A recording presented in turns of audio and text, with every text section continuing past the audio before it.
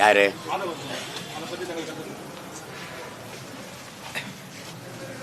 அப்படிலாம் ஒன்றும் கிடையாது. இங்க மாறி மாறி ஆண்ட இந்த ஆட்சியாளர்கள் இந்திய கட்சிகளின் தேவையை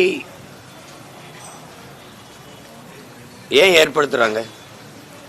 இந்த மண்ணுக்கு மக்களுக்குமான தேவைகளை அதிகாரத்தில் இருப்பவர்கள் நிறைவேற்றி இருந்தால் அந்த கட்சிகள் இந்த நிலத்துக்கு வர வேண்டிய வளர வேண்டிய அவசியம் ஏன் உருவாகுது? வலிமைமிக்க காவல் படையை வைத்திருக்கிற நாம சிபிஐ விசாரணை கேட்கும்போது அப்ப நம்மகிட்ட இருக்கிற காவல்துறையை விட மத்தியில் ஆட்சியாளர்கள்ட்ட இருக்கிற அந்த சிபிஐ சிறப்பா விசாரிக்கும், நீதியை நிலைநாட்டும், உண்மையை வெளிக்கொண்டு வரும்னா அது அரசே கேட்கறது, ஆட்சியாளர்களே கேட்கறது எப்படி?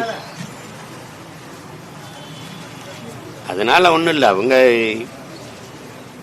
இந்திய கட்சிகள் தமிழ்நாட்டுக்கு ஏன் தேவை ஏன்னு சொல்லுங்க. எனக்கு அதுக்காக நிப்பாங்க காங்கிரஸோ அல்லது பாரதிய ஜனதாவோ.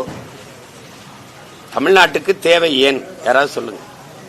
காவிரி நதி நீர்ல எனக்காக நிக்குமா?